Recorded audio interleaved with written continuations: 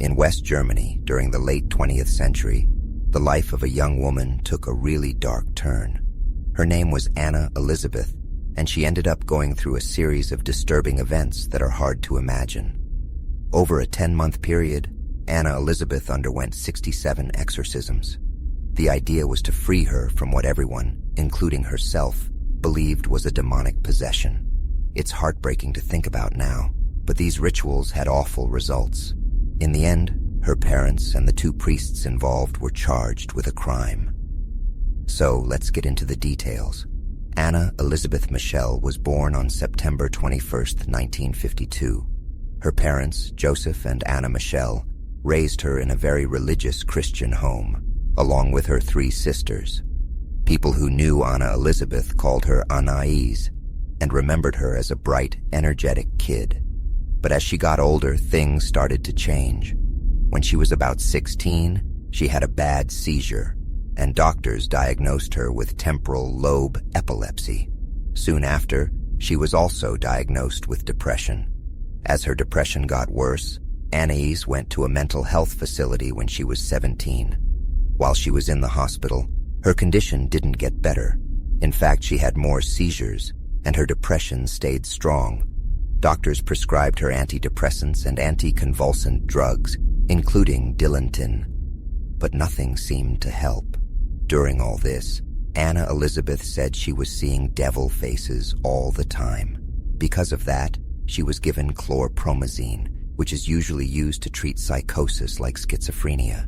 When Anna Elizabeth was 20, her mental health really spiraled. She started having hallucinations when she prayed, and she heard voices telling her she was damned and would rot in hell. Even after her time at the mental health facility, she wasn't improving. Her depression was getting worse. 5 years went by with medications and therapy, but nothing seemed to work. Anna Elizabeth became more and more frustrated with her medical care. She also started to hate Christian things, like the crucifix.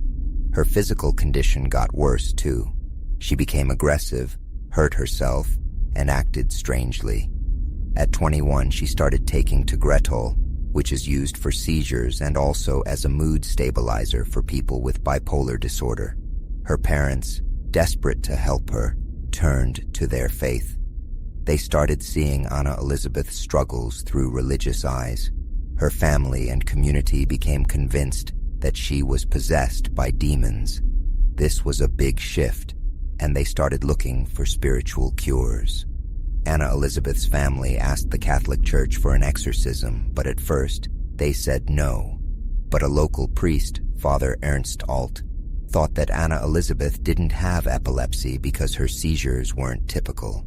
Father Alt believed she was possessed and pushed the local bishop to allow an exorcism. In a letter to Father Alt in 1975, Anna Elizabeth, who was now 23, said she felt worthless and wanted to get better. She asked for his prayers. In one part, she wrote that she wanted to suffer for others, but what was happening to her was too cruel. In September 1975, Bishop Joseph Stangl gave Father Arnold Renz permission to perform an exorcism, but told him to keep it secret.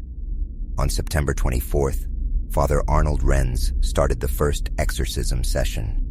These rituals were incredibly hard on Anna Elizabeth, both physically and emotionally. She was an active participant in them. As the exorcisms went on, Anna Elizabeth focused on what she thought was dying to make up for the sins of young people and priests who had left the church. She even asked her parents to stop taking her to doctors and to only rely on the exorcism rituals. From the end of 1975 to early 1976, there were 67 exorcisms in total, usually 1 or 2 each week, and they could last up to 4 hours. Towards the end in 1976, Anna Elizabeth stopped eating. On July 1st, 1976, she died at home at the age of 23. The autopsy said she died from malnutrition and dehydration because she had been starving herself for almost a year during the exorcisms. When she died, she weighed only 66 pounds. Her knees were broken from kneeling so much, which is a common practice in Christian worship. She couldn't move without help and had gotten pneumonia. After an investigation, the The state prosecutor said that Anna Elizabeth Michel's death could have been prevented if someone had stepped in, even as late as a week before she died. In 1976, Anna Elizabeth's parents and the two priests, Ernst Alt and Arnold Renz, were charged with negligent homicide. The state didn't want anyone to go to prison. Instead, they suggested that the priests pay a fine. They also thought the parents shouldn't be punished because they had already suffered enough. The trial started on March 30th, 1978, and got a lot of attention. The state brought in medical experts who said that Anna Elizabeth wasn't possessed. They said that her demonic possession was actually psychological problems caused by her strict religious upbringing and epilepsy. The defense argued that the exorcism was legal because the German Constitution protects people's right to practice their religion freely. They played recordings from the exorcism sessions, claiming that they were demons arguing, to prove that Anna Elizabeth was possessed. The priests said that the demons identified themselves as Lucifer, Cain, Judas, Legion, Hitler, and Nero, among others. They said that Anna Elizabeth was freed from the demons through the exorcism just before she died. Bishop Stangl, who had allowed the exorcism, said that he didn't know how bad Anna Elizabeth's health was when he approved it, and he didn't testify during the trial. In April 1978, Anna Elizabeth's parents, Joseph and Anna Michelle, and the two priests were found guilty of negligent homicide. But their prison sentences were suspended, and they were told to pay for the legal costs. These sentences were harsher than what the state had recommended, which was just a small fine for the priests and a guilty verdict for the parents without any punishment. The church's approval of the exorcism got a lot of public and media attention. A few years later, German bishops took back their claim that Anna Elizabeth was possessed. After the trial, Anna Elizabeth's parents asked for permission to dig up her body because they were worried about the quick and cheap burial she had received. Almost 2 years after she was first buried on February 25, 1978, Anna Elizabeth's remains were put in a new oak coffin lined with tin. At this time, Anna Elizabeth would have been 25 years old. Official reports said that her body didn't show the usual signs of decay that you'd expect after a year and 7 months. Access to Anna Elizabeth's remains was limited, and the family and priests were discouraged from seeing them.